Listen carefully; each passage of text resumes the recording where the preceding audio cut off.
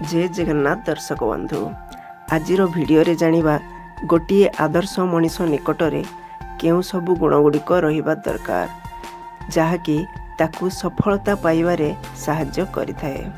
साधारणतः सहज सरल एवं निर्दोष लोक माने भगवान को प्रिय अटंती एवं मनीष निकटरे एपरी किछि गुण रहिबा दरकार जहार आधार रे ताकू गोटे आदर्श मनीष बोली कह जाई पारे। तो चलंतु जानिबा सही गुणगुड़िक कौन कौन। प्रथम गुणटी हेउछि शांत, अर्थात समस्त घटना जदिओ तार प्रतिकूल दिगरे घटुथाए मात्र से केबे हेले सेथिपाई क्रोधित बा विचलित होई न थाए, बरम सबु समस्यार समाधान खोजबारे लागि पड़े। साधारणतः जीए मेंटाली दुर्बल होई थाए एपरी घटिले से भावी थाए जे बोधे मो भाग्य खराब तेणु सबु जिनिस मोर विपरीत घटुची। मात्र गोटिए ज्ञानी लोक केबे सेथिपाई विचलित होई न थाए किंतु तार सॉल्यूशन खोजिबारे लागि पड़ी थाए। द्वितीय गुण हेउछि उत्साही, अर्थात से जहा किछि भी करे फुल्ली कॉन्सेंट्रेट सहकारे करे। से केबे कोनोसी कार्य को छोट किंबा बड़ बोली भावे नहीं, से समस्त कार्य रे तार बेस्ट दै थाए तेणु असफलतार भय ताकू विचलित करि पारे नहीं। तापर गुणटी हेउछि सत्यनिष्ठ। आमे साधारणतः प्रार्थना रे गाई थाउ सत्य कहिबाकू किया डरिबी सत्य कहि पछे मले मरिबी। मात्र आमे केबे हेले प्रैक्टिकली सत्य कहिबाकू भल पाइ न थाउ। मात्र गोटे आदर्श मनीष सत्य कहिबा पई केबे हेले भय करे नाही एवं से केबे हेले काहाकू कटु कथा कहि न थाए। आदर्श मनीष सबुबेले धैर्यवान होई थाए। से सबुबेले सत्कर्म करे तेणु फल कथा केबे चिंता करे नाही, कारण तार निज कर्म उपरे तार दृढ़ विश्वास रही थाए। तापरे सहनशील। लोक कथारे अछि कि सहिबा लोक को संथ कुहा जाए, सेहीपरि जड़े आदर्श मनीष मध्य समस्त कष्ट को सही नहीं थाए। से केबे ता पथरे आसुथिबा प्रॉब्लम विषय रे चिंता करे नाही, बरम से ताठारु आहुरी कष्ट रे रहुथिबा लोकमानंक कथा चिंता करी निजे भलरे अछि बोली भावे एवं भगवान को धन्यवाद कही थाए। ता परगुणटी हेउछि अध्यवसायी। आदर्श मनीष कर्म को भगवान बोली विवेचना करि थाए तेणु से निज कार्य रे केबे अवहेला प्रदर्शन करि न थाए। एही कारणरु कार्य दीर्घ समय पर्यंत चालू रखिबा पई पड़िले मध्य से केबे पछघुंचा देई न थाए।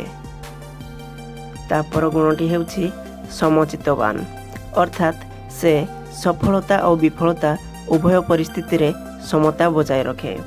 से सफलता पाइले केबे गर्व करि न थाए किंबा विफलता पाइले केबे दुखी होई न थाए, बरम नेक्स्ट थर आउ टिके बेटर करिया पई ट्राई करि थाए। आदर्श व्यक्ति सबुबेले साहसी हेई थाए। सत्मार्ग रे चलिबा पई, लोक कल्याण कार्य करिया पई, माता पिता एवं गुरुजनक सेवा करिवारे ओ आज्ञा पालन करिवारे जेते बाधा विघ्न आसिले मध्य तिले मात्र विचलित न होई दृढ़ता एवं साहसर सहित आगक बढ़ी थाए। आदर्श व्यक्ति सबुबेले प्रसन्नचित्त बा खुशमिजाजी स्वभावर होई थाए। से अनुकूल प्रतिकूल उभय परिस्थिति रे प्रसन्न रही थाए। लोक माने जेते चाहिले भी ताकू डिमोटिवेट करि पारंती नाही। से सबुबेले विनयी होई थाए, अर्थात से निजर शारीरिक मानसिक श्रेष्ठता एवं जे कोनसी उत्कृष्ट सफलता प्राप्ति रे केबे गर्व करे नाही कि अन्य को निज ठारू हीन मने नाही। ताठारे स्वाध्यायी गुण देखा को मिली थाए, अर्थात से संयम, सेवा, सदाचार एवं ज्ञान प्रदानकारी सद्ग्रंथ पुस्तकर अध्ययन रे रुचि रही थाए एवं सेथिरे उचित समय विनियोग करे एवं से कोनोसी खराब कार्य रे केबे समय नष्ट करि न थाए। से सबुबेले उदार हेबाकु भल पाए अर्थात से अन्यर गुण को प्रशंसा करे अन्यर सफलता प्राप्ति रे यथासंभव साहाय्य करिथाए एवं तांकर सफलता रे आनंदित मध्य होइथाए। से अन्यर दुर्गुण को केबे ध्यान देई न थाए।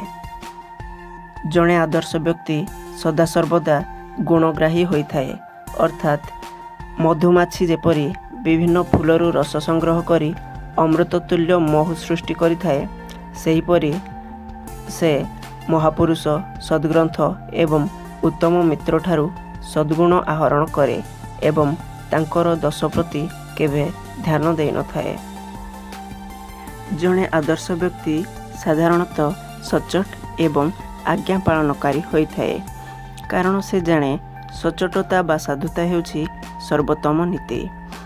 माता पिता एवं गुरुंक कल्याणकारी उपदेश को सदा सर्वदा से अक्षर अक्षरे पालन करिथाए कारण से जानी थाए कि बड़ों आज्ञा पालन रे आशीर्वाद मिले एवं आशीर्वाद रु जीवन रे बल मिले एवं अन्यर आशीर्वाद एवं शुभकामना आमको जीवन रे बढ़िबारे सदा सर्वदा साहाय्य करिथाए।